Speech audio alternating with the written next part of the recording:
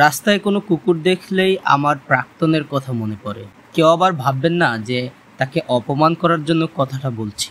বিশ্ববিদ্যালয় জীবনে আমরা শহরের অলিগলিতে হেঁটেছি, কখনো প্রখর রোদ, উদাস বসন্তে, কখনো বা ঝুম বৃষ্টি, কুয়াশা মোড়া শীতার্ত বিকেলে। এই সময় পথে প্রাণীটিকে দেখলেই কেমন যেন মিলিয়ে যেত সে, শঙ্কা আর উদ্বেগে কেমন যেন পাংশু হয়ে যেত তার শান্ত স্নিগ্ধ মুখ। সামান্য একটা কুকুর দেখে এত ভয় পাওয়ার কি আছে, বুঝতে পারতাম না।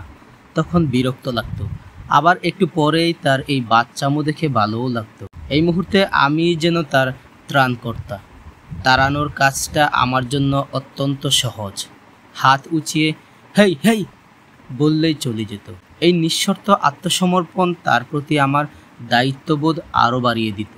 মনে হতো এই শিশু স্বভাব কুকুর ভীত মেয়েটি একান্তই আমার। তার সব দুঃখ, সুখ, আনন্দ, বেদনার ভাগিদার শুধু আমি একা।